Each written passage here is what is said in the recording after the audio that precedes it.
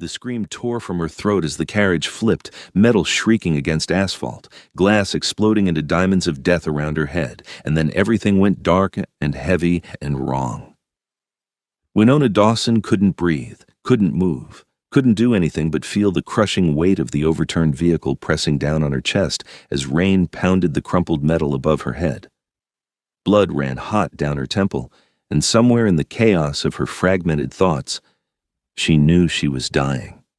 The accident had happened so fast. One moment she'd been in the back of the hired town car heading home from the museum gala where she worked as a restoration specialist, and the next, headlights had blazed through the rain-streaked windows, and the driver had wrenched the wheel hard to the right. They'd hit something, or something had hit them, she couldn't be sure which. The world had tumbled, her body had slammed against the door, the ceiling, the seat, and then the terrible crushing had begun. She tried to scream again, but only managed a wheeze. The rain was getting heavier. She could hear it drumming against the underside of the car that was now its top. Water was beginning to pool around her face, where she lay twisted on her side, one arm pinned beneath her, the other stretched out uselessly toward what had once been the window. The driver wasn't moving. She couldn't see him clearly in the darkness, but the unnatural angle of his body told her everything she needed to know. Terror clawed at her throat. This couldn't be how it ended. Not here, not alone on some empty road outside the city, crushed beneath steel and glass while rain washed away any hope of rescue. She was only 24. She had so much she still wanted to do, still wanted to see. Her vision was starting to blur at the edges, dark spots dancing across what little she could make out in the wreckage. Then she heard footsteps. Not running, not hurried, but measured and deliberate, each one distinct even through the rain and her own labored breathing. Someone was approaching the wreck. Hope surged through her chest, giving her enough strength to try to move again, but the weight was too much. The carriage, no, the car, why did she keep thinking of it as a carriage, refused to budge. "Help!" she managed to gasp, her voice barely audible even to her own ears. "Please, help me!" The footsteps stopped. For a long, terrible moment, there was nothing but the rain and her own struggling breaths. Then, a voice cut through the storm, and it was like nothing she'd ever heard before. Deep, commanding, with an accent she couldn't quite place, something old and foreign and entirely arresting. "You're alive!" It wasn't a question, but she answered anyway, forcing the word past her crushed ribs. "Please." More footsteps, closer now, and then she saw him through the shattered window frame. First, his boots, expensive leather that gleamed even in the darkness. Then he crouched down, and she found herself staring into a face that made her forget for just a moment that she was dying. He was beautiful in a way that seemed impossible, almost painful to look at. His skin was so pale it almost seemed to glow in the darkness, like moonlight given form. His hair was equally white, not the white of age, but something pure and striking, falling around his face in rain-dampened waves. But it was his eyes that truly arrested her. They were such a pale blue, they were almost silver, and they studied her with an intensity that made her feel exposed despite the metal cage surrounding her. "Don't move," he said, though she couldn't have even if she'd wanted to. "The structure is unstable." "I can't," she wheezed. "Too heavy." Something flickered across his perfect features, something that might have been anger or concern or both. He straightened, disappearing from her limited field of vision, and she wanted to cry out, to beg him not to leave her, but then she heard him moving around the vehicle, heard the groan of metal, and suddenly the crushing weight on her chest began to ease. He was lifting the car. The rational part of her brain tried to tell her that was impossible, that no human being could lift an overturned vehicle with their bare hands, but the evidence was right there in the way the pressure decreased, in the way she could suddenly drag in a full breath, in the way the metal shrieked as it moved. "When I tell you to," that commanding voice said from somewhere above and behind her, "you're going to pull yourself out. Do you understand?" She tried to nod, realized he couldn't see her, and croaked out, "A yes, now." Winona didn't know where she found the strength. Maybe it was pure survival instinct. Maybe it was the authority in his voice that made disobedience seem impossible. But she dug her free hand into the wet pavement and pulled. Her pinned arm came free with a flare of agony that made her vision white out for a second. But she kept moving, kept dragging herself across broken glass and twisted metal until she was clear of the wreckage. The moment she was free, she heard the car slam back down to the ground with a crash that made her flinch. Strong hands, cold hands, she noticed with a start gripped her shoulders and turned her over, and then he was kneeling beside her, those impossible silver eyes scanning her body with clinical efficiency. "Can you stand?" he asked. "I don't know," she admitted. Everything hurt.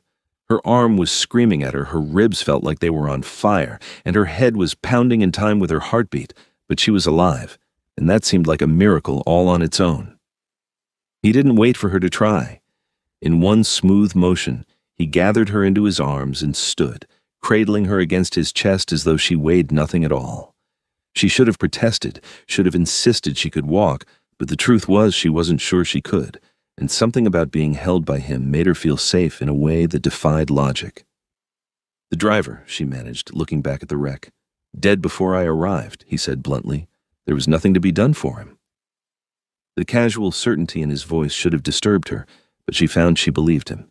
If he said the driver was dead, then he was dead. If he said there was nothing to be done, then there wasn't. She didn't understand why she trusted this stranger so completely, but she did. "Where are you taking me?" she asked as he began to walk, his stride long and purposeful despite the burden in his arms. "Somewhere safe. This road is not a place to linger tonight." There was something ominous in his words, something that made her think the accident hadn't been random at all. But before she could ask what he meant, the world tilted sideways and darkness rushed up to claim her.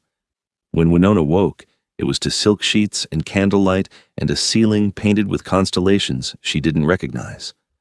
For a long moment, she simply lay there, trying to piece together what had happened. The accident, the stranger, being pulled from the wreckage by impossible strength. She sat up quickly, then immediately regretted it as her ribs protested and her head spun. "Easy." That voice again, coming from somewhere to her left. She turned to find him sitting in a high-backed chair near the fireplace, watching her with those unsettling silver eyes. In the better light, he was even more striking than she'd realized.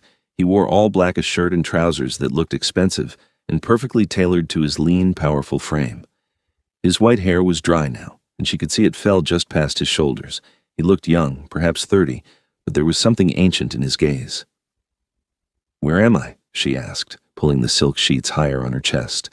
She was wearing a nightgown she didn't recognize, soft and clearly expensive. Someone had undressed her, cleaned her wounds, and put her to bed, and she wasn't sure how she felt about that. "My home," he said simply. "Your injuries have been tended to. Your arm was badly bruised but not broken. 3 cracked ribs. Various lacerations that have been cleaned and will heal without scarring. You were fortunate." "Fortunate," she repeated, and then, inexplicably, she laughed. It hurt her ribs, but she couldn't help it.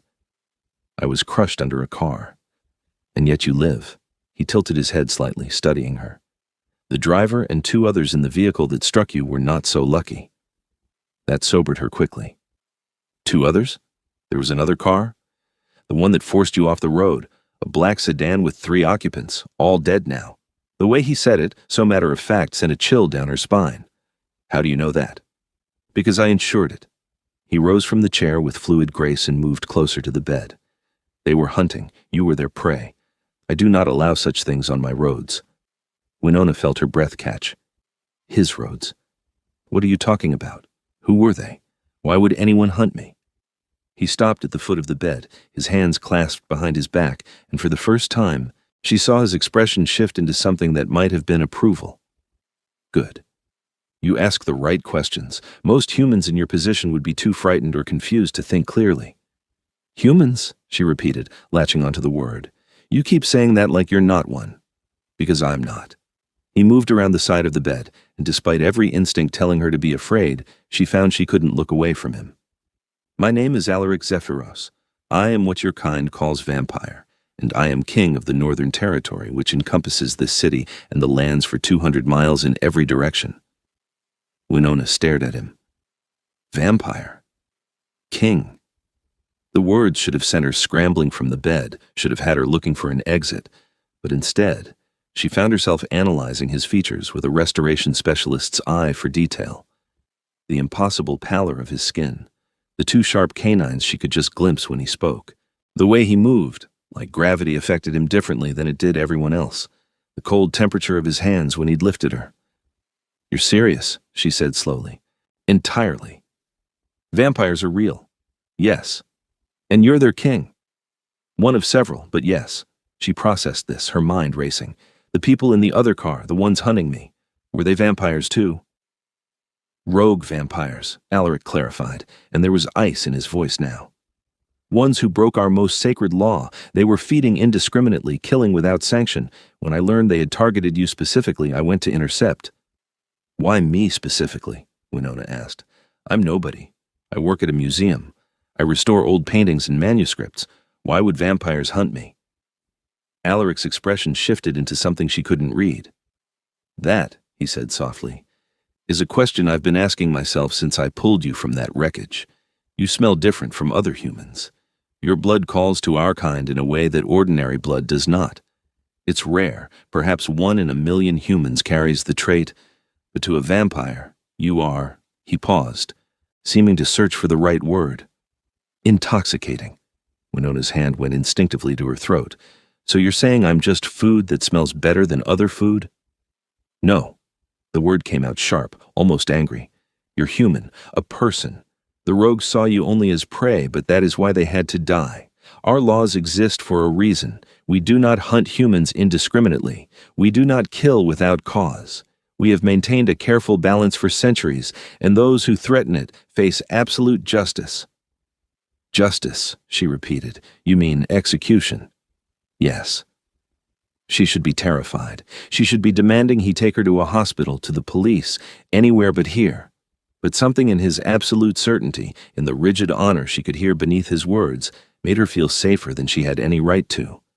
This creature had saved her life.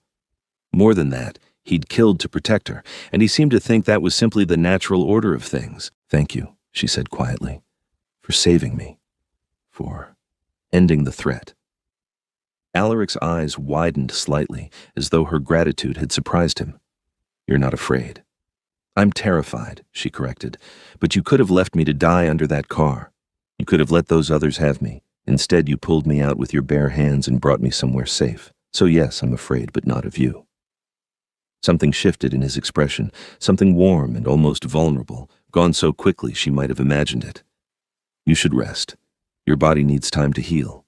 In the morning, we'll discuss what happens next." "What does happen next?" she asked. "Do I just go home and pretend none of this happened?" "If you wish," Alaric said, though his tone suggested he doubted that was possible. "But you should know that once your scent has been identified, other rogues may come. The ones tonight were sloppy, acting without coordination. But there are older vampires, cleverer ones, who would prize you greatly. You would need protection." "Protection from vampires," Winona said, "provided by a vampire." "By a king," he corrected gently. "There is a difference. My word is law in this territory. Under my protection, none would dare touch you."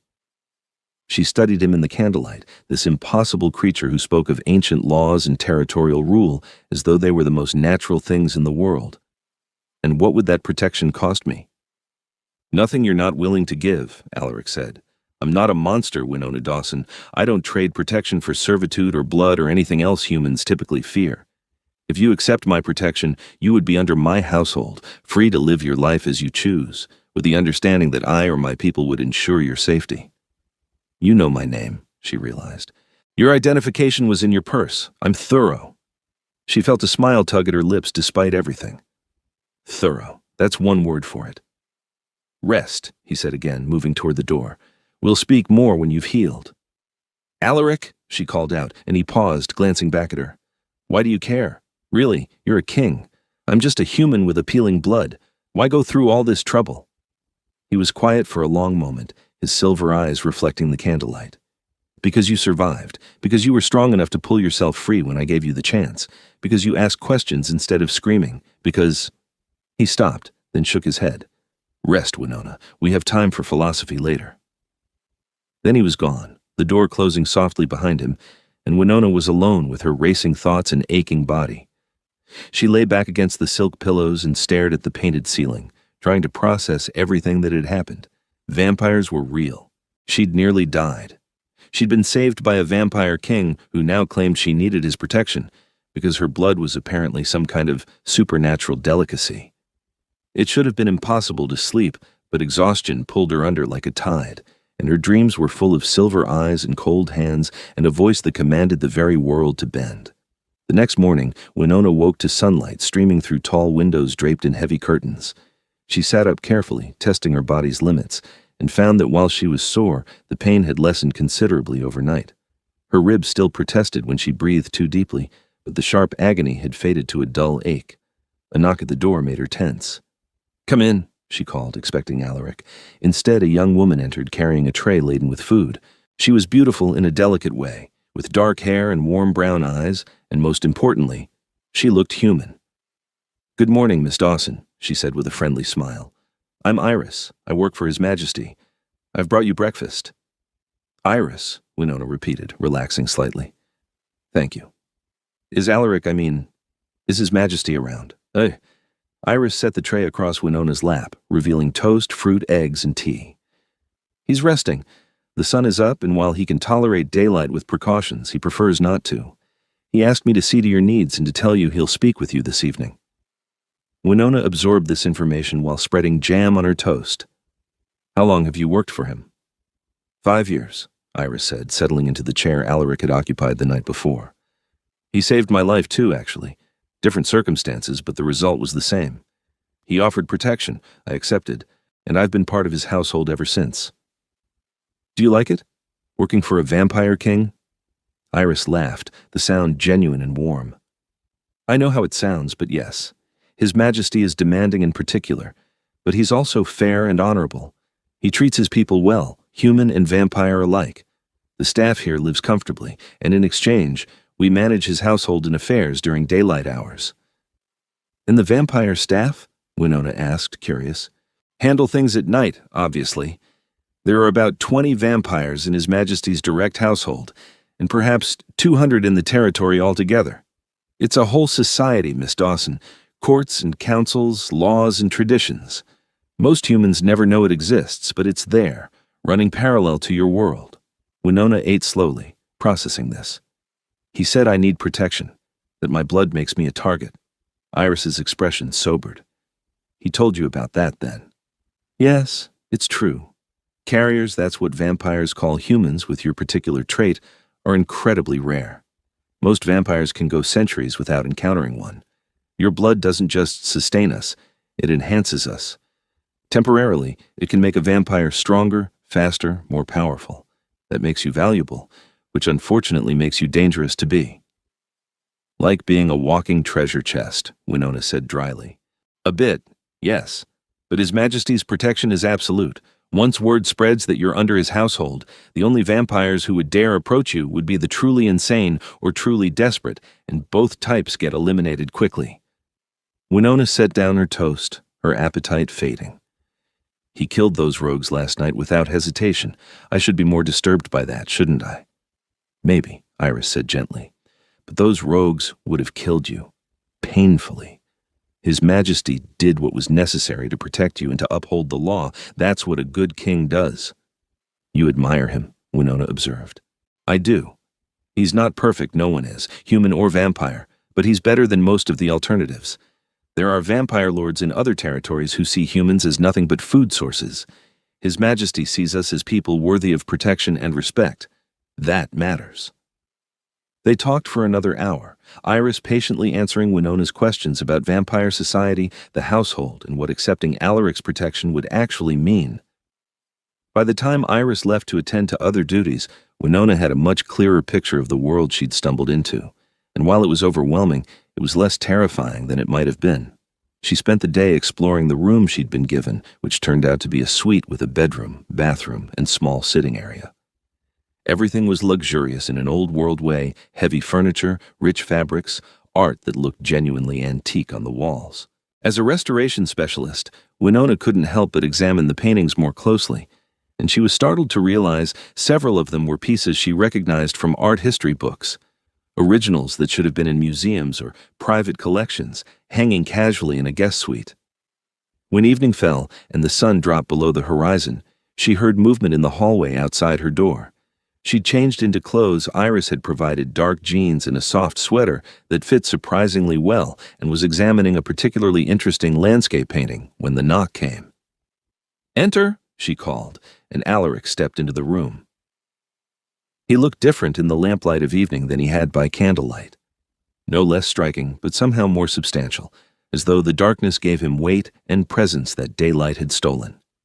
He'd changed into fresh clothing, all black again, and his white hair was pulled back from his face, emphasizing the sharp angles of his features. "You look better," he observed, closing the door behind him. "I feel better. Your staff has been very kind. They have their instructions." He moved to the window, gazing out at the darkening grounds. "Iris tells me you asked many questions. Good. Knowledge will serve you better than fear." "I have more questions," Winona admitted, "starting with where we go from here." Alaric turned to face her, his expression serious. "That depends on what you want. I can arrange for you to return to your apartment, your job, your normal life. I'll assign guards, discreet ones, to watch over you. You'll barely know they're there, but they'll ensure no other rogues make attempts on you." "Or," Winona prompted, sensing there was another option, "or you stay here. Accept a formal position in my household. You'd have your own rooms, access to anything you need, and the security of being under my direct protection rather than just my surveillance. You'd be free to continue your work at the museum if you wished, or I could arrange for private restoration projects. Several of the pieces in this house alone could use expert attention." Winona glanced at the paintings on the walls. "I noticed. That landscape is a genuine Constable, isn't it? You have a good eye." "Yes. I acquired it in 1847. She turned to stare at him. "You were alive in 1847? "I was born in 1642, Alaric said calmly. "I've been alive for a very long time, Winona. Long enough to accumulate both wealth and art, and to learn the value of both." "You're over 300 years old," she said, trying to wrap her mind around it. 384, to be precise. He moved closer, his silver eyes studying her face. "Does that frighten you?" "It should," she admitted, "but mostly it just makes me curious. How much have you seen? How much has the world changed around you?" Something flickered in his expression, surprise and pleasure mixed together. "Most humans focus on what I am when they learn the truth. You seem more interested in who I am." "What you are is vampire and king," Winona said. "Those are just facts. Who you are is more interesting." Alaric was quiet for a moment, and she had the sense that she'd genuinely caught him off guard. "I was human once," he said finally. "A soldier in the English Civil War. I died in battle, or thought I did, and woke 3 nights later in the home of the vampire who had turned me. She saw something in me worth saving, apparently. Potential, she called it. She taught me what I was, helped me adjust, and when she grew tired of existence 2 centuries ago, she passed her territory to me and walked into the sunrise." "She killed herself?" Winona asked softly. "Some vampires grow weary of eternity," Alaric said. "It's not common, but it happens. She felt she'd lived enough, done enough, and was ready for the peace of ending. I honored her choice and took up the responsibility she'd carried." Winona moved to sit on the edge of the bed, gesturing for him to take the chair. After a moment's hesitation, he did. "You became king because of her, then?" "Yes. Vampire hierarchy is complex, but territory generally passes through lineage or conquest. She was my sire, so her territory became mine. Other vampires challenged my right to it, of course. I was young by vampire standards, barely a century old, but I proved myself capable of holding what I'd been given, and eventually the challenges stopped. And now you rule this entire region. Now I maintain order in this region," he corrected. "Rule implies I dictate every aspect of vampire life here, which I don't. I enforce the old laws, don't kill humans indiscriminately, don't expose our existence, don't create new vampires without sanction, settle disputes before they escalate to violence. Beyond that, my people are free to live as they choose." "It sounds almost democratic," Winona said. "It's practical," Alaric replied. "Tyranny breeds rebellion. Give people freedom within sensible boundaries, and they'll police themselves most of the time. My intervention is only necessary when someone crosses those boundaries, as the rogues did last night." Winona thought about that, about what Iris had told her, about everything she'd learned. "If I stay," she said slowly, "what would my life look like?"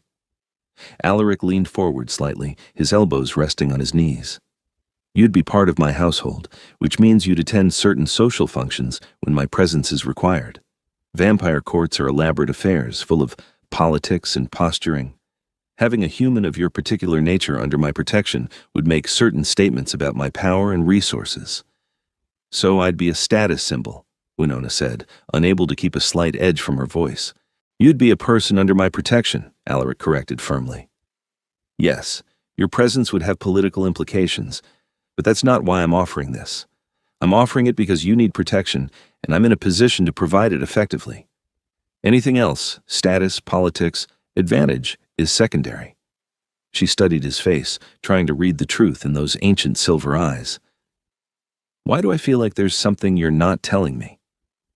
Alaric's lips curved into something that wasn't quite a smile. Because you're perceptive. There's something I haven't mentioned, though it's more speculation than fact. Tell me. He was quiet for a long moment, and she could see him choosing his words carefully. When I pulled you from that wreckage, when I first caught your scent, it was overwhelming. I've encountered carriers before 3 others over my centuries of existence, and while they all smelled appealing, it was manageable. But you... He stopped, his jaw tightening. You called to me in a way I've never experienced. It took every ounce of my control not to lose myself in it. Even now, sitting here with you, it's a constant battle. Winona felt her breath catch. You want to feed from me. I want many things, Alaric said, his voice rough. Feeding is only one of them. The weight of his gaze was almost physical, and Winona found her pulse racing. What are the others? Things that would be inappropriate to say to a guest in my home. Things you haven't given me any indication you'd welcome. He stood abruptly, moving to the window again, putting distance between them. I'm telling you this because you deserve honesty. My attraction to you is undeniable, but it's irrelevant. Whether you stay or go, whether you accept my protection or not, I will not act on it without your explicit invitation. You have my word. Winona stood as well, though she didn't approach him. What if I wanted you to act on it? Alaric went very still. That would be unwise. Why? Because I'm a vampire. Because I could hurt you without meaning to. Because any relationship between us would be complicated by power dynamics you can't fully understand. Because you're afraid, Winona interrupted and watched his shoulders stiffen. Yes, he admitted after a long pause. I'm afraid of what I might do, of what I might make you feel you have to give me out of gratitude or fear or obligation. You've been through a trauma. You're vulnerable, whether you feel it or not. It would be unconscionable for me to take advantage of that. Winona moved closer, close enough that she could feel the chill that radiated from his body. What if I told you that I'm attracted to you too? That it has nothing to do with gratitude or fear and everything to do with the fact that you're the most interesting person I've ever met? I'm not a person, Alaric said, but his voice had gone rough again. You're more of a person than half the humans I know, Winona countered. You're honorable and protective, and despite being some kind of immortal predator, you're treating me with more respect than most men manage. So yes, Alaric, I find you attractive. I find you fascinating, and I'd like to explore what that means if you're willing. He turned to face her, and the hunger in his eyes made her shiver. You don't know what you're asking. Then show me. For a heartbeat, neither of them moved. Then, Alaric closed the distance between them, his cold hand coming up to cup her face with a gentleness that contradicted his obvious tension. If we do this, he said softly, it won't be simple.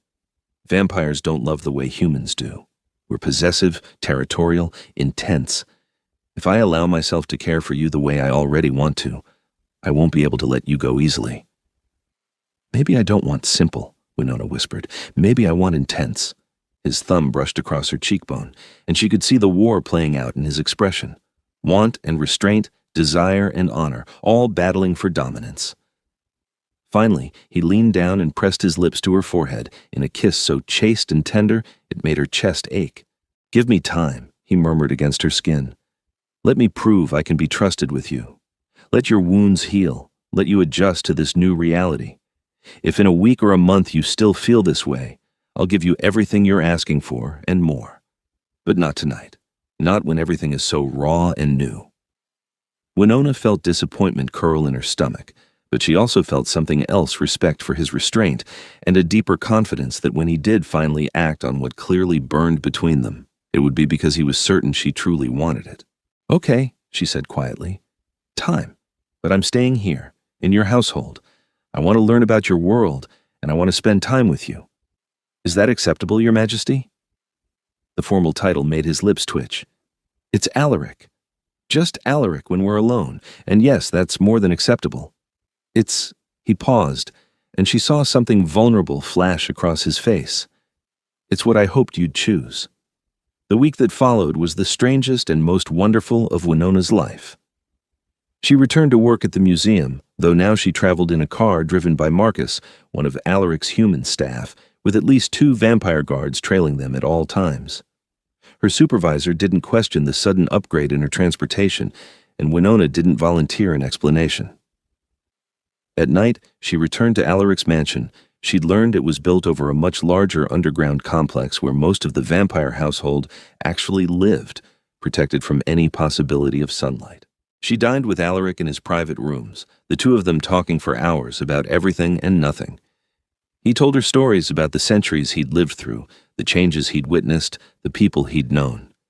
She told him about her passion for art restoration, her family who thought her career choice was impractical, her dream of someday working on a major Renaissance piece. "I could arrange that," Alaric had said when she mentioned the last part. "I know several collectors who own such works." "I want to earn it," Winona had replied. "Not have it handed to me because I'm under a vampire king's protection."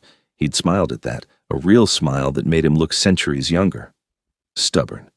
Determined," she'd corrected, and he'd laughed, the sound rich and genuine. They didn't touch beyond the occasional brush of hands, didn't kiss, didn't act on the attraction that simmered constantly beneath their conversations. But the tension built between them like a gathering storm, and Winona could see it was affecting Alaric as much as it affected her. Sometimes she'd catch him staring at her throat, his eyes gone dark with hunger, and then he'd look away, his jaw tight with control. On the 8th night, Winona attended her first vampire court gathering. Iris had helped her dress in a gown of deep burgundy silk that looked like it had stepped out of a historical drama, and Marcus had driven her to what appeared to be an exclusive club in the city's financial district. Below the club, accessed through a hidden elevator, was a vast underground hall that took her breath away. The space was enormous, carved from living rock and decorated with centuries of accumulated art and wealth. Chandeliers hung from the ceiling, their light catching on gold and jewels in the pale skin of the vampires who filled the hall. There had to be at least 100 of them, all dressed in formal attire that ranged from historically accurate period pieces to modern evening wear. And they all turned to look when Winona entered on Alaric's arm. "Don't let them intimidate you," Alaric murmured, his hand resting possessively on the small of her back. "You're under my protection. They can look, but they cannot touch." Winona lifted her chin, channeling every ounce of confidence she possessed. "I'm not intimidated." "Liar," he said, but there was approval in his voice. "But you hide it well. Come, there are people you should meet." He led her through the crowd, introducing her to various members of his court. There was Lucian, second in command, a vampire with black hair and sharp green eyes who studied her with unsettling intensity. There was Serafina, a female vampire who looked like a Renaissance painting come to life, who greeted Winona with cool politeness. There were others whose names blurred together, all of them beautiful and dangerous and clearly fascinated by her presence. "The human carrier," one vampire said, not quite under his breath. "I heard the rumors, but to see her here—" "Lord Christoph," Alaric's voice cut through the murmur that had started. "Is there something you wish to say?" The vampire who had spoken Christoph apparently had the grace to look slightly abashed. "No, Your Majesty, simply expressing surprise. It's been decades since a carrier was presented at court." "Miss Dawson is not being presented," Alaric said, his tone gone cold. "She is here as a member of my household, and she will be afforded the same respect as any other person under my protection. Is that understood?" "Of course, Your Majesty," Christoph said quickly, bowing. No disrespect was intended. But Winona could see the hunger in his eyes, in the eyes of many of the vampires around them. She was something rare and valuable, and despite Alaric's clear claim on her, that wouldn't stop them from wanting her. The evening progressed, full of elaborate rituals and formal ceremonies that reminded Winona of royal court proceedings from history books. There were disputes brought before Alaric for judgment, petitions for various permissions, and a great deal of political maneuvering that she only partially understood. But through it all, Alaric kept her close, his presence a constant shield against the predatory attention that followed her. It was near midnight when trouble arrived. A vampire Winona didn't recognize strode into the hall, his entrance causing a ripple of reaction through the crowd. He was tall and pale like all vampires, but where Alaric carried himself with controlled power, this newcomer radiated barely leashed violence. His hair was so pale it was almost transparent, and his eyes were a shocking red that made Winona's stomach tighten with instinctive fear. "Alaric Zephyros," the newcomer said, his voice carrying through the suddenly silent hall. "It's been too long." Alaric's hand on Winona's back pressed more firmly, a silent instruction to stay close. "Mordecai, I wasn't aware you'd entered my territory." "I sent notice," Mordecai said with a smile that showed too many teeth. "Perhaps it got lost. These modern communication methods are so unreliable." "What do you want?" Alaric asked, cutting through the pleasantries. Mordecai's red eyes fixed on Winona, and she felt like a mouse being studied by a snake. "I want to see the carrier everyone is talking about, the one who supposedly smells sweeter than any before her." He took a step closer. "I want to verify the rumors." "No." Alaric moved to put himself between Winona and Mordecai. "She is under my protection and off-limits to all others. That includes you." "Even for an old friend?" Mordecai's smile widened. "Come now, Alaric. Surely you're willing to share. One taste just to satisfy my curiosity. I've traveled a long way to meet her." "Then you've wasted your journey. Leave my territory, Mordecai. You're not welcome here." The temperature in the hall seemed to drop even further as the two vampires faced off. Winona could see other vampires backing away, creating a wide circle around them, and she realized with dawning horror that this was about to become violent. "I claim the right of challenge," Mordecai said formally. "You hold something of great value. I wish to win the right to it through single combat." "Denied," Alaric said flatly. "She is not property to be won or lost. She is a person under my household, and I will not stake her safety on a barbaric ritual." "Then you forfeit," Mordecai said, "which means by ancient law your claim on her is void." Alaric's laugh was cold and utterly without humor. "You think to use our laws against me? I who have upheld them for over 2 centuries? I denied your challenge because it is invalid.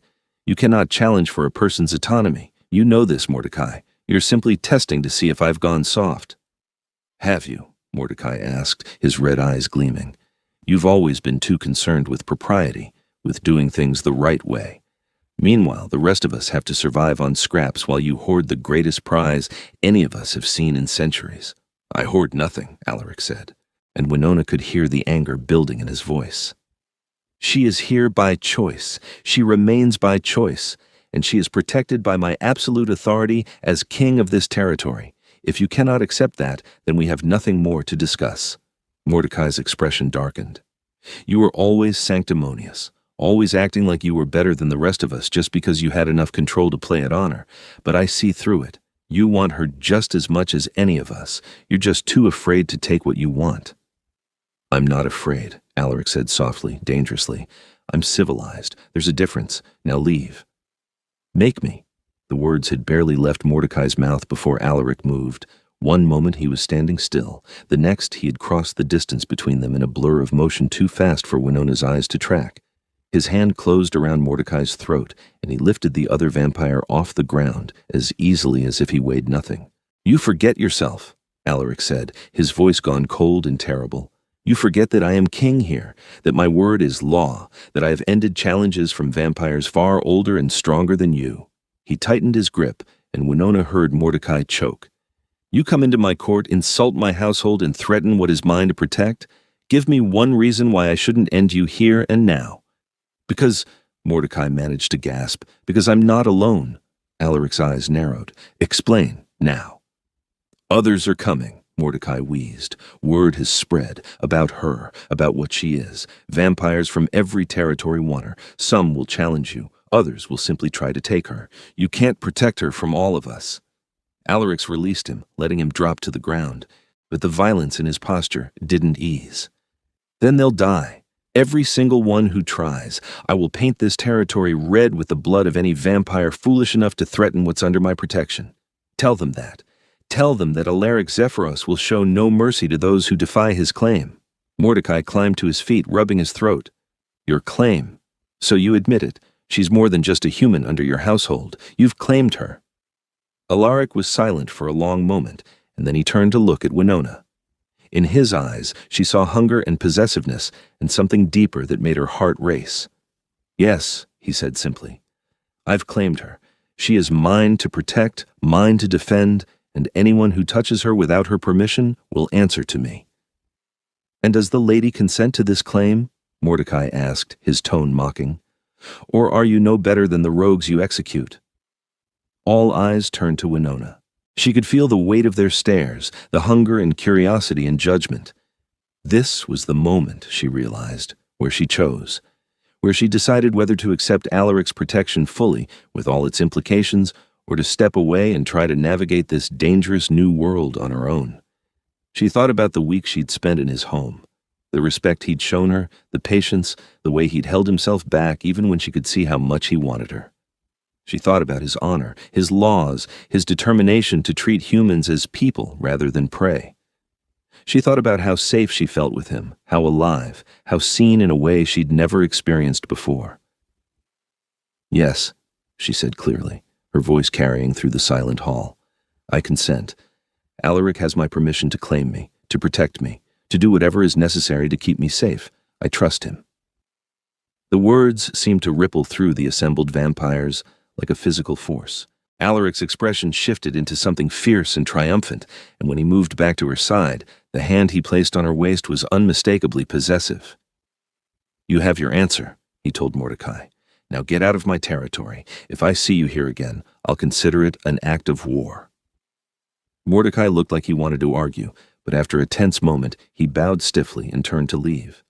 The crowd parted for him, and Winona watched him go, feeling like she'd just witnessed something significant and dangerous.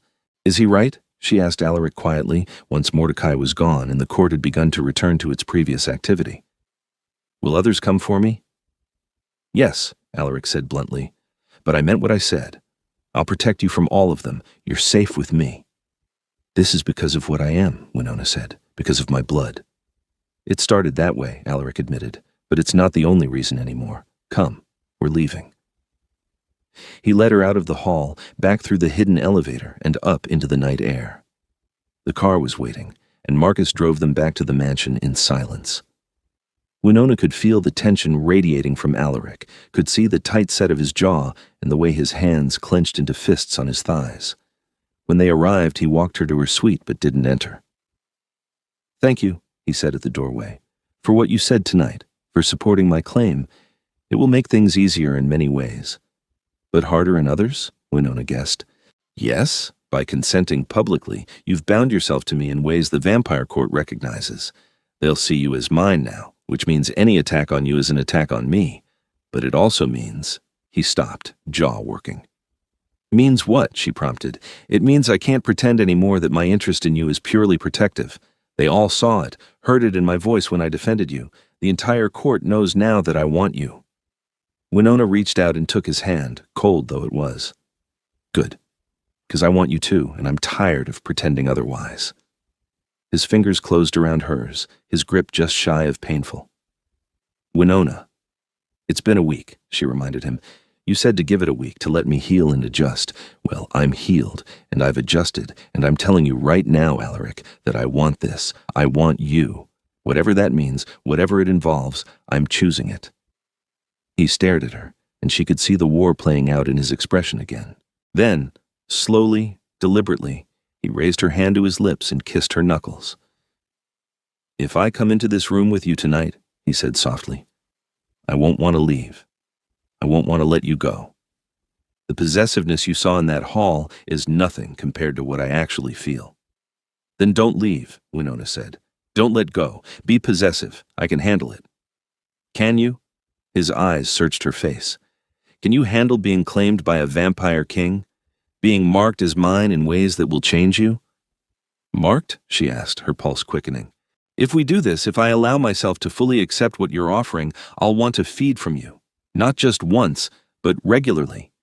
And when a vampire feeds from a willing partner, especially a carrier, it creates a bond. You'll be able to feel me, sense my emotions, know when I'm near. It's intimate in a way that goes beyond the physical. Winona absorbed this, her mind racing. And what will you feel from me? Everything, Alaric said, his voice rough. Your joy, your fear, your pleasure. Every emotion will echo between us. It's why most vampires don't form such bonds. They're too intense, too vulnerable. But with you, I want it. I want to know you in every possible way. She should have been frightened, should have seen the warning signs and stepped back. But instead, all she felt was a deep, answering want. Show me, she said again, just as she had a week ago. Show me what it means to be claimed by you. Something in Alaric seemed to break, some last wall of restraint crumbling. He stepped into her suite, closing the door behind him, and then his hands were cupping her face and his lips were on hers. The kiss was cold and demanding and absolutely perfect. Winona melted into it, her hands coming up to tangle in his white hair, pulling him closer. He made a sound low in his chest, something between a growl and a groan, and then he was backing her toward the bed, his body pressing against hers. Tell me to stop, he murmured against her lips. Tell me if this becomes too much. Don't stop, she breathed. Don't you dare stop. His control slipped further. His hands found the fastenings of her gown, and the silk pooled at her feet, leaving her in far less. She reached for his shirt, and he helped her remove it, revealing pale skin over lean muscle. When they finally tumbled onto the bed together, skin against skin, Winona felt like she was burning despite the chill of his body. He kissed her deeply, thoroughly, his hands exploring her curves with reverent attention. When his lips traveled to her throat, she felt his breath unnecessary for a vampire, but he did it anyway, ghost across her skin. Here, he murmured, this is where I'll mark you, where I'll feed from you. It will hurt at first, but then... He kissed the spot and she shivered. Then it will feel better than anything you've ever experienced. But you have to be sure. Once I do this, there's no going back. You'll be mine and I'll be yours, in ways that transcend simple romance. Winona tilted her head back, baring her throat to him in complete trust. I'm sure. I've never been more sure of anything. She felt his fangs razor-sharp and terrifyingly real graze her skin. Then there was a sharp, bright pain as he bit down, and she gasped. But he'd been right. The pain faded almost immediately, replaced by a wave of pleasure so intense she cried out. She could feel it, the pull of him drinking from her, and with it came something else, a rush of emotion that wasn't hers. His hunger, his desire, his fierce protectiveness, and beneath it all, something deeper. Something that felt like love, even if he hadn't said the word. When he finally pulled back, his lips stained with her blood, his eyes were blazing with silver fire. Mine, he said, and there was nothing human in his voice. You're mine now, Winona. Do you feel it? She did. She could sense him in her mind, in her heart, a presence that was foreign and familiar all at once. Yes, she whispered. I feel you. He kissed her again, and she could taste her own blood on his lips, copper and strange. His hands moved with more confidence now, touching her in ways that made her gasp and arch into him. When they finally came together, it was with an intensity that left them both shaking. Afterwards, he held her against his chest, one hand stroking through her hair. Are you all right? He asked softly. Better than all right, Winona said. She felt languid and sated and connected to him in a way that defied description. Is it always like that? No, Alaric said. It's never like that. What we just shared, the bond, the intensity that's unique to us, to what we are to each other. And what are we to each other? She asked, propping herself up to look at him. His silver eyes met hers, and she saw vulnerability there beneath the ancient power.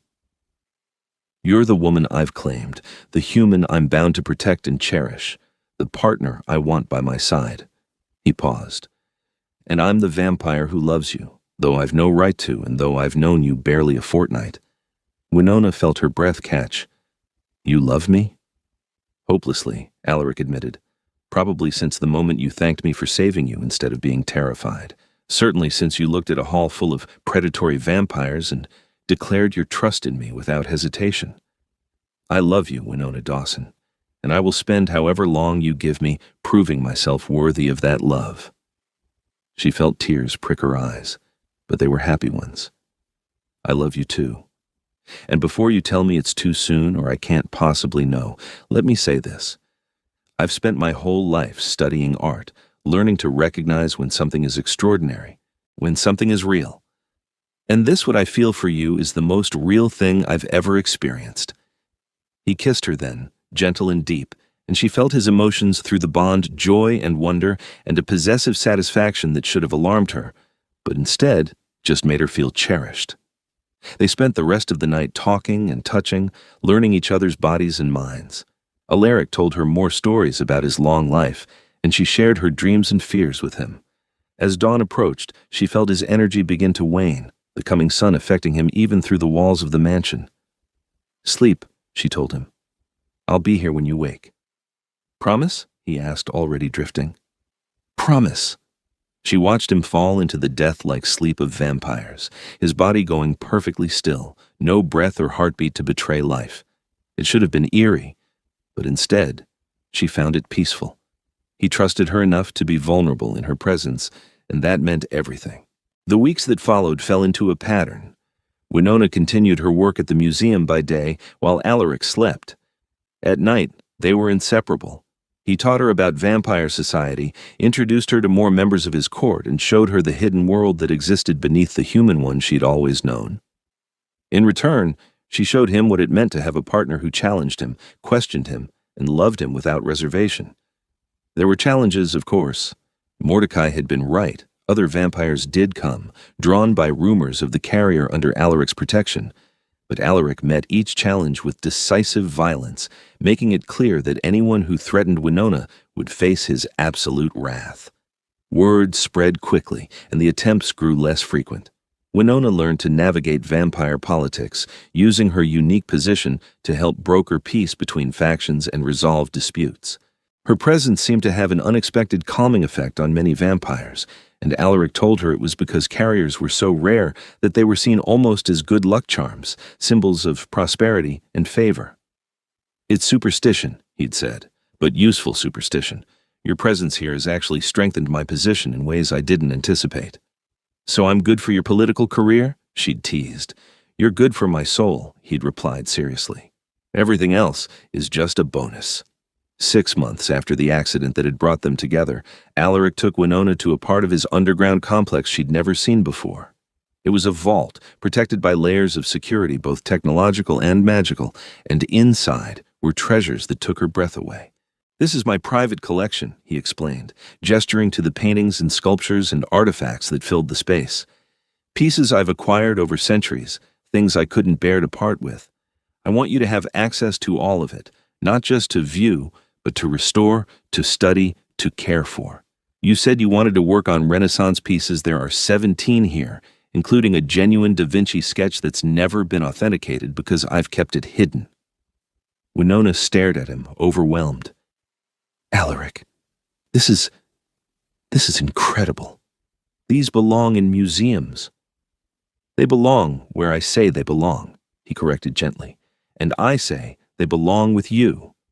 You can restore them, research them, even arrange for them to be displayed publicly if you wish, though I'd prefer you work on them here where I know you're safe." She turned to face him fully. "Why are you doing this?" "Because you're brilliant at what you do, and you deserve the opportunity to work with the finest pieces available. Because I love you and want you to be happy. And," he paused, looking almost uncertain, "because I'm hoping you'll stay with me, not just for months or years, but for the rest of your life." Winona felt her heart skip. "Are you asking me to marry you?" "Vampires don't marry the way humans do," Alaric said. "But yes, essentially. I'm asking you to be my permanent companion, my partner in all things. I'm asking you to let me turn you eventually, so that we can have centuries together instead of just decades." She'd known this conversation was coming. They'd danced around it before, the question of what happened when her human lifespan became a factor. But hearing him ask directly, hearing the hope and fear in his voice, made it real. "I need to think about it," she said honestly. "Not about staying with you, that's not even a question, but about being turned. That's a huge decision. I know, Alaric said quickly, and I'm not asking for an answer now. Take whatever time you need, years if necessary. I just wanted you to know that's what I'm hoping for. A future where I don't have to watch you age and die while I remain unchanged. Winona reached up to cup his face, feeling the bond between them pulse with emotion. I love you, and I want that future too. I just need time to wrap my head around everything it means. Of course, he said, turning his head to kiss her palm. Anything you need. Over the following months, Winona threw herself into restoration work, cataloging and carefully repairing the pieces in Alaric's private collection. She also spent time with other humans in his household, learning more about what it meant to be part of a vampire's life long-term. Iris became a close friend, sharing her own experiences and helping Winona understand the nuances of vampire culture that even Alaric sometimes forgot to explain. From her, Winona learned that being turned was indeed a serious choice. It meant giving up sunlight, giving up human food eventually, giving up the possibility of children. But it also meant extended life, increased strength, and the chance to remain with the vampire you loved. I was offered the choice, Iris told her one afternoon as they worked together in the vault. His Majesty asked if I wanted to be turned after I'd been here for 3 years. I said no, I'm not ready to give up my humanity yet.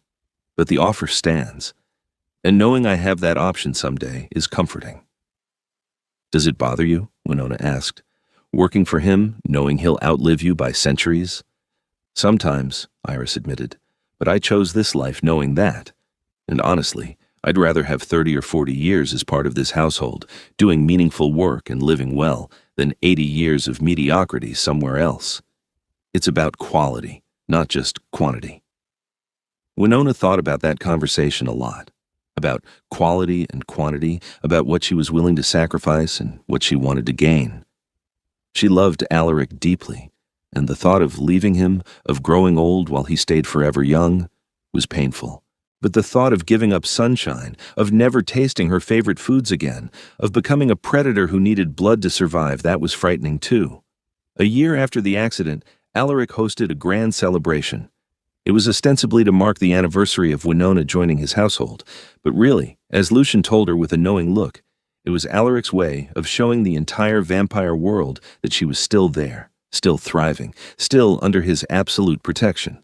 He's making a statement, Lucian explained as he helped her choose a gown for the event Deep Emerald this time that made her eyes look greener than they actually were. There were rumors after the challenges stopped that perhaps you'd left or that his interest had waned. This is his way of showing that neither is true. He could just tell people that, Winona said.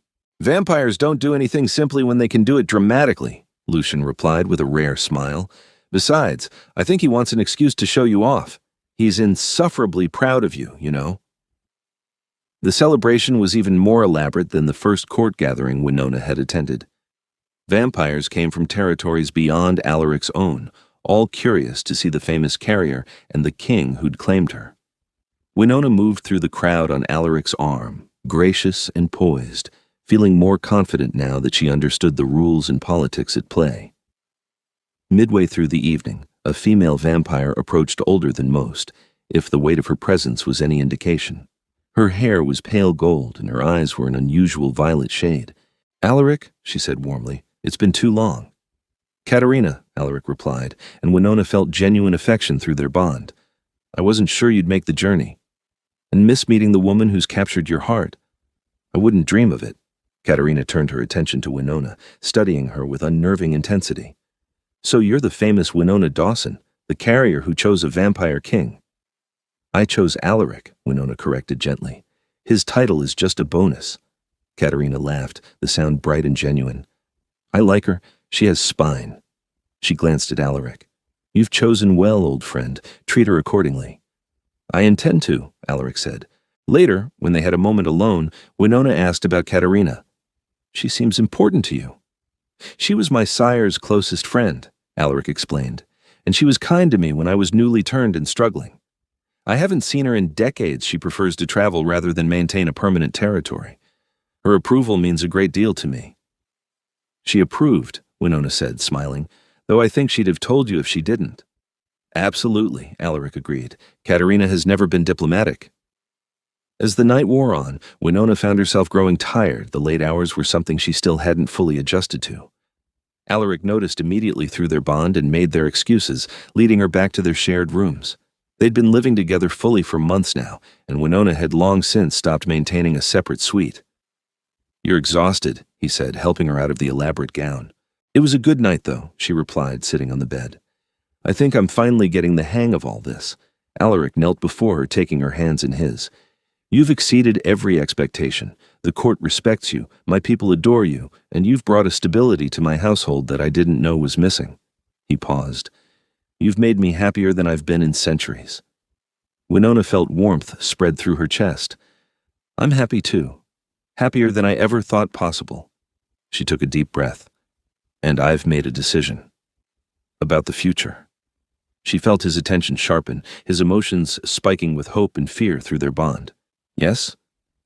I want to stay with you. Forever, if that's an option. Which means," she steadied herself, "which means I want you to turn me.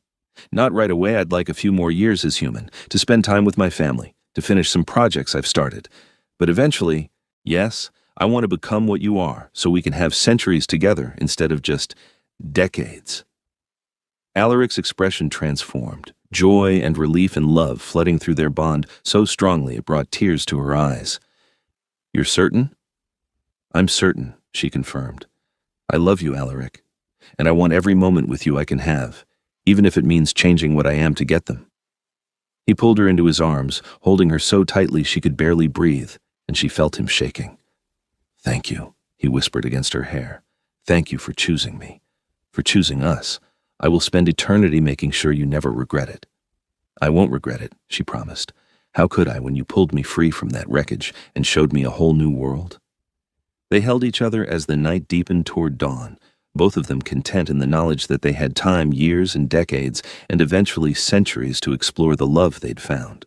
Winona had walked into a nightmare the night of the accident, but she'd emerged with something she never could have imagined: a vampire king who loved her, a purpose that fulfilled her, and a future that stretched out before them both like a promise. 5 years later, on a cool autumn evening, Winona stood in Alaric's private chambers wearing a white gown. Not a wedding dress exactly. Vampires didn't do traditional ceremonies, but something special nonetheless. Iris had helped her prepare, and now the entire household was gathered to witness what came next. "Are you ready?" Alaric asked, looking regal in black and silver, his white hair falling loose around his shoulders. "I'm ready," Winona confirmed. She was 30 years old now, had accomplished everything she'd set out to do as a human. Her family knew she was leaving their world for another. She'd been honest with them about Alaric, about what he was, and while they'd struggled to accept it, they'd ultimately supported her choice. She'd spent the last few weeks saying goodbye to sunshine, to favorite foods, to the various small things she'd be giving up. But she was ready for what came next. Alaric led her to the bed where they sat facing each other. "It will hurt," he warned, not for the first time. "The transformation is painful, but I'll be here the entire time, and when you wake 3 nights from now, you'll wake to a new existence, one we'll navigate together." "Tell me again," she said, "about what it will be like." He took her hands, his expression tender. "You'll be stronger, faster. Your senses will be sharper. You'll need blood to survive, but I'll teach you how to feed responsibly, how to take only what you need without killing. You'll be sensitive to sunlight, but not as vulnerable as older vampires, newly turned ones, can tolerate it in small doses. You'll be immortal, barring violence or choice. And most importantly, you'll be mine and I'll be yours, bound together in ways that go beyond even the connection we share now." Winona smiled. "That doesn't sound so bad." "It's not," Alaric agreed. "But there will be adjustments, challenges, moments where you'll miss your humanity. I need you to know that's normal, that I understand, and that I'll help you through all of it." "I know you will," she said. "You've never let me down yet." He kissed her then, deep and loving, and she tasted the devotion in it. When he pulled back, his fangs were extended, sharp, and ready. "Last chance to change your mind," he said. "Not a chance," she replied. "I love you, Alaric Zephyros. Now make me yours forever." His bite was familiar now, something she'd experienced countless times over their years together. But this time was different. This time, he drank deeply, taking more than he ever had before, pulling her close to the edge of death. When her heartbeat had slowed to almost nothing, he bit his own wrist and pressed it to her lips. "Drink," he commanded, and she did. The taste of his blood was cold and strange and powerful. She felt it burning through her veins, felt her body beginning to change, to die, and transform simultaneously. The pain came then, overwhelming and absolute, and she heard herself scream. But through it all, she felt Alaric holding her, felt his presence in her mind, steady and constant, anchoring her through the agony. "I'm here," he whispered. "I'm here, my love. Hold on. Stay with me." She didn't know how long the transformation lasted. Time seemed to lose meaning as her body remade itself. But finally, blessedly, the pain faded, and darkness claimed her. She woke 3 nights later to a world transformed. Everything was sharper, clearer, more vivid than it had been. She could hear Alaric's heartbeat, or rather, the absence of it beside her. Could smell the blood running through the veins of the humans moving through the mansion above them. Could feel the power running through her own body, strength she'd never possessed before. "Alaric?" she said, and her voice sounded different to her own ears. "I'm here." He was beside her instantly, his silver eyes studying her face. "How do you feel?" "Different," she said. "Strange, but good. Is this normal?" "Perfectly normal," he assured her. "The first night is always disorienting, but you'll adjust quickly." He handed her a mirror and she gasped at her reflection. She looked like herself, but refined. Her skin had paled, not as dramatically as Alaric's, but noticeably. Her eyes seemed brighter, her features more defined, and when she smiled experimentally, she saw the sharp points of new fangs. "I'm a vampire," she said wonderingly. "You're my vampire," Alaric corrected, pulling her into his arms. "My partner, my companion, my love. How does eternity sound?" Winona leaned into his embrace, feeling the bond between them stronger than ever now that they were truly the same species. "With you? It sounds perfect." Over the weeks that followed, Alaric taught her everything she needed to know. How to feed without killing, how to move with her new speed and strength, how to navigate vampire society as one of them, rather than as a protected human. It was challenging and overwhelming at times, but Winona found she adapted quickly, her natural curiosity and intelligence serving her well. She discovered she had a talent for vampire politics, using her unique position as Alaric's companion and her genuine interest in others to build alliances and smooth over conflicts. Within a year, she'd become an invaluable part of running the territory, and Alaric relied on her counsel for major decisions. "You're a natural leader," he told her one evening as they reviewed requests from various vampire factions. "I learned from the best," she replied, kissing his cheek. They traveled together, visiting other territories, meeting other vampire lords and ladies. Everywhere they went, their relationship was noted and often envied. It was rare for vampires to find genuine love, rarer still for it to last centuries.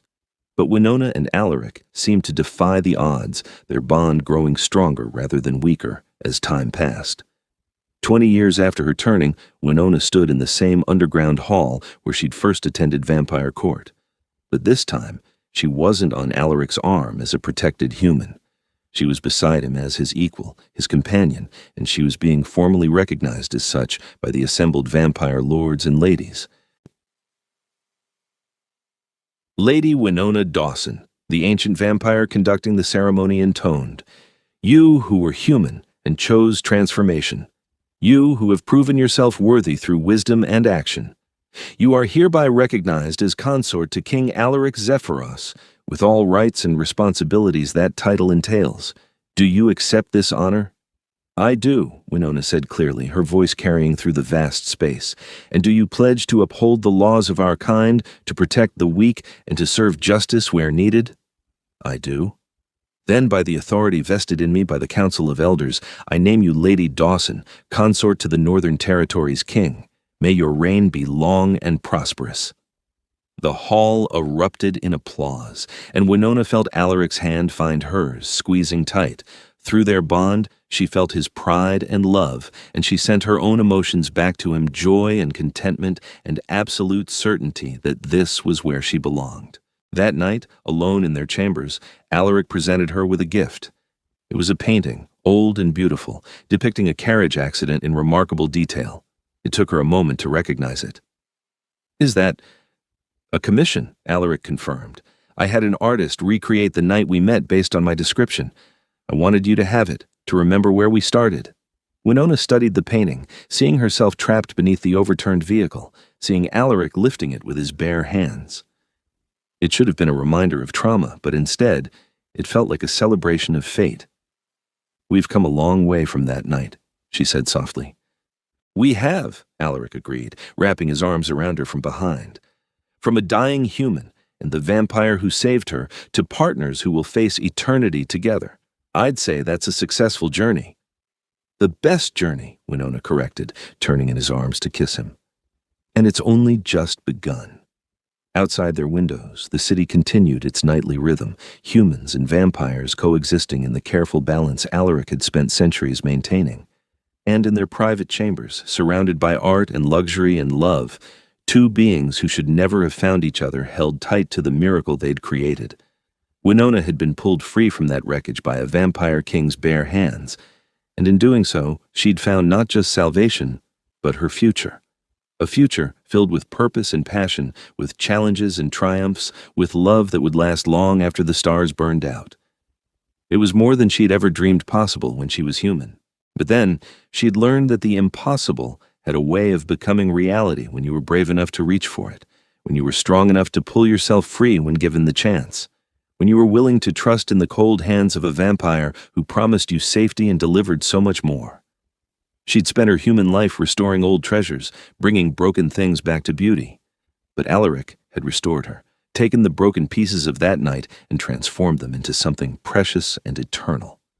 And now, with centuries stretching before them, they would continue building on what they'd started, a partnership that defied the boundaries between human and vampire, mortal and immortal, expected and extraordinary. 50 years after her turning, Winona stood in a newly opened wing of the mansion, one dedicated entirely to art restoration and preservation. She'd built a program that trained both humans and vampires in proper restoration techniques, ensuring that the treasures of the past would be maintained for the future.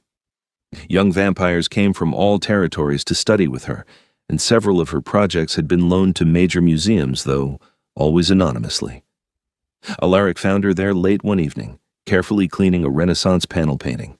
He watched her work for a moment, admiring the concentration on her face, the sureness of her hands. "You're beautiful when you're focused," he said, making her look up with a smile. "I'm beautiful all the time," she teased. "One of the perks of vampirism, eternal youth and good looks." He laughed, crossing the room to stand behind her. "True enough, though you were beautiful before as well." "Flatterer," she set down her tools and leaned back against him. "Did you need something?" "Just you," he said simply. "Always just you." Winona turned to face him, reaching up to cup his face. His skin was still cold under her touch, but she'd long since adjusted to it. Everything about him was familiar now, beloved, essential to her existence. I was thinking," she said, "about that night, the accident, how terrified I was, how certain I was going to die." "I remember," Alaric said softly. "I heard your heartbeat slowing, smelled your blood and fear.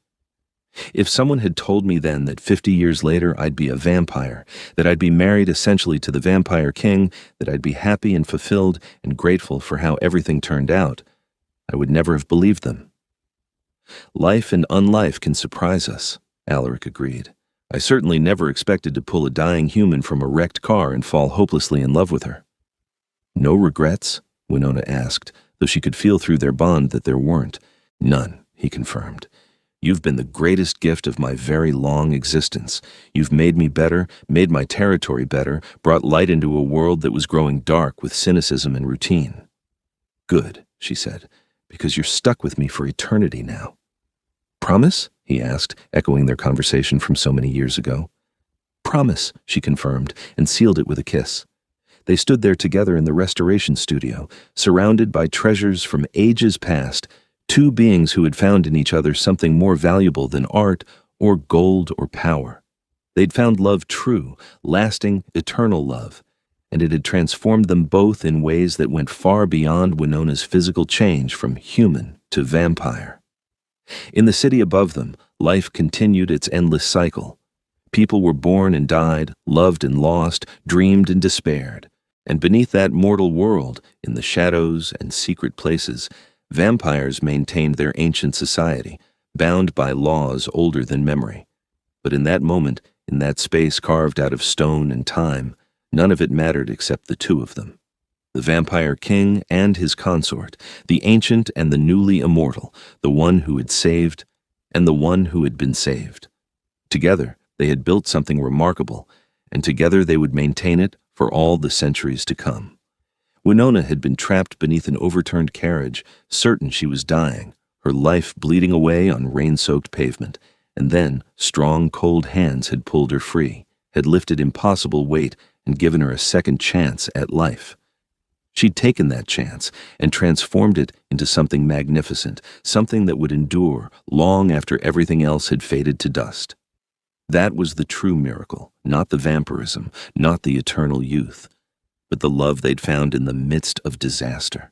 The choice they'd both made to see past surfaces to the souls beneath, the courage to reach across the divide between human and vampire and declare that love mattered more than any difference. Years became decades, and decades stretched toward centuries. The world changed around them, technology advanced, societies evolved, old certainties crumbled and new ones emerged. But through it all, Alaric and Winona remained constant. They adapted when necessary, held firm when important, and always, always returned to each other at the end of each night. They were proof that some bonds could not be broken by time or circumstance, that some loves were truly eternal, and that sometimes the worst moments of our lives can become the doorways to our greatest joys. All because a vampire king had pulled a dying human free from wreckage with his bare hands, and she had been brave enough to trust him with her life, her heart, and her eternity.